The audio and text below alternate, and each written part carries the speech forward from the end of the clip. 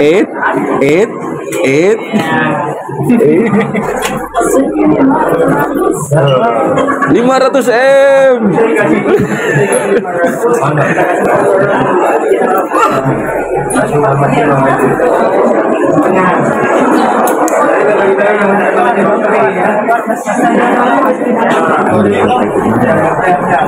Biarkan mereka.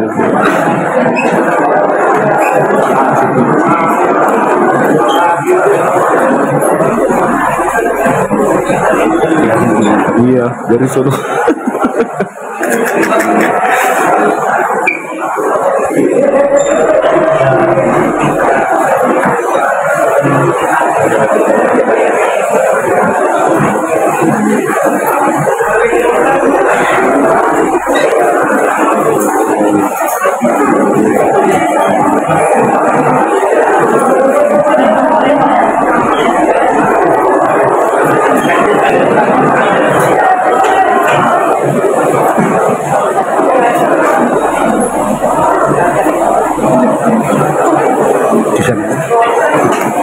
Naruh samping dulu ya, samping.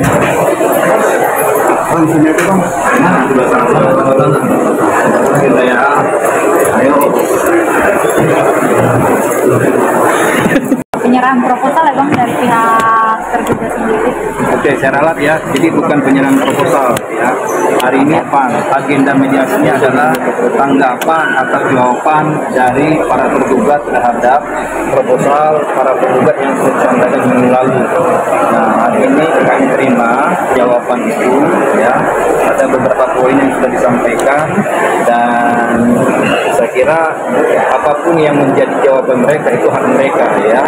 Kami tetap fokus melaksanakan proses mediasi di tanggal 25 November 2025 ya.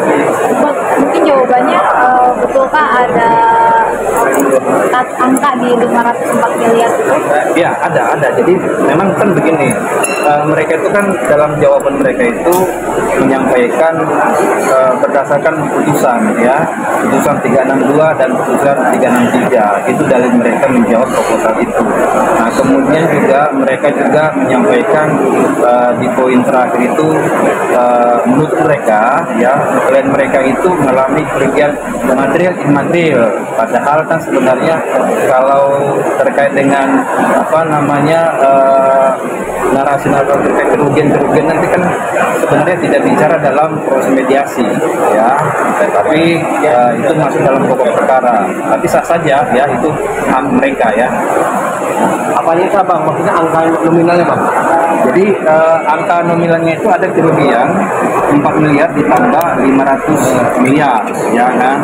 Nah, dalam proses mediasi tadi kami sampaikan bahwa ini poin-poin yang disampaikan oleh para tergugat tidak rasional ya atau irasional ya. Nah, itu dari perspektif kami ya kan. Kemudian mereka tanggapi ya masing-masing punya sudut pandang yang berbeda ya kan. Silakan saja ya. Tapi yang kami mau sampaikan adalah ketika kita menyampaikan sesuatu ya, narasi hukum terkait dengan kerugian itu kan harus bisa dibuktikan ya kan. Jadi jangan bikin sesuatu hal-hal yang nilainya bombastis tapi nanti ketika dalam proses pembuktian jadi ini sendiri gitu, merasa kewakatan sendiri ya. Tapi itu hak mereka ya. Berarti 500 miliar itu bisa dibilang mengada-ngada ya bang, tanpa ada dasar? Iya, mengada-ngada. Sekarang begini, teman-teman baca nggak putusan itu ya, putusan itu bicara namanya 4 miliar. Nah, itu 4 miliar kan dalam sitaan ya. Nanti saya bilang dibaca dulu putusan 362 dan putusan 363 itu dengan baik gitu, baru bicara namanya kerugian. Tapi apapun itu hak mereka sebagai kuasa hukum dari para tergugat. Nah, tadi memang jawaban itu ditandatangani oleh prinsipal mereka sendiri, yaitu prinsipal tergugat 1 dan tergugat 2. Kita sendiri udah tahu belum bang? Gugatan 504. Jadi ini perlu saya ralat. Tidak ada gugatan. Maksudnya jawaban Iya. Jadi kalau selama ini kan ada isu-isu terdengar ada gugatan di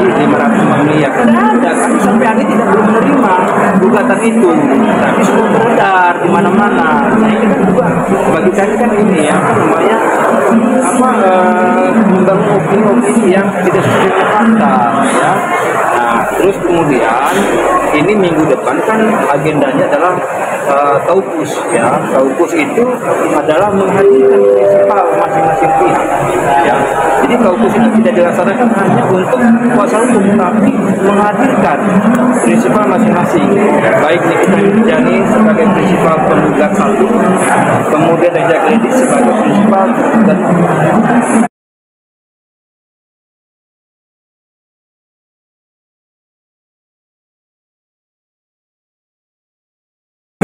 ya. Jadi artinya apa? Artinya walaupun hari ini sebenarnya jawaban dari ini kan rekomendasi ini kan ada setelah MK menggugat 204 tahun. bukan ini rekompensi itu tidak bicara dalam mediasi. Rekompensi itu diajukan haknya dari para tergugat ketika sudah mediasi gagal.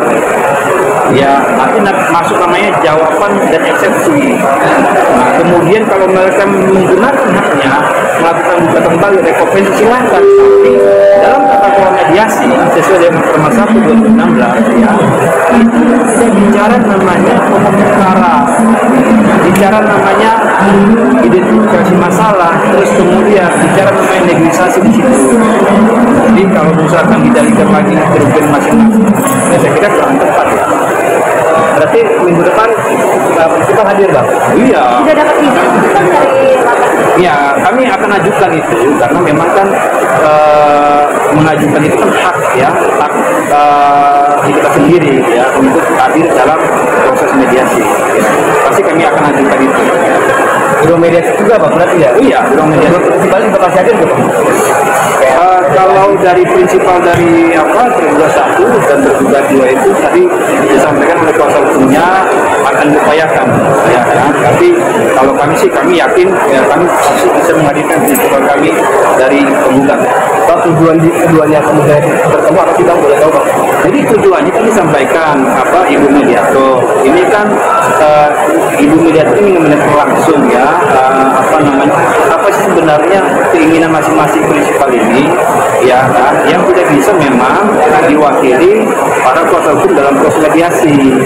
Nah, kemudian kalaupun memang tidak ada titik temunya dalam proses mediasi minggu depan dalam Taupus ya, ada berita acara atau forum yang harus ditandatangani prinsipal langsung kalau misalkan mediasi itu dinyatakan deadlock atau gagal ya.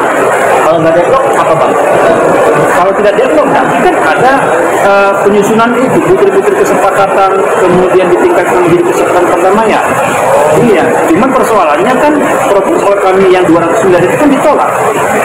Jadi kita sudah bisa menyimpulkan bahwa sebenarnya mediasi ini sudah deadlock walaupun memang belum diputuskan secara resmi oleh mediator karena ada namanya tata kelola mediasi yang harus dilaksanakan ya sesuai dengan Perma 2016 menghadirkan prinsipal masing-masing pihak.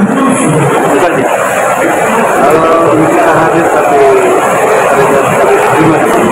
Nah, jadi kalau misalkan prinsipal kami sudah kami hadirkan ya dengan segala kerumitan yang tentu kan menghadirkan prinsipal kami kan nggak mudah ya kan, perlu mengajukan permohonan kepada pengadilan tinggi ya kan.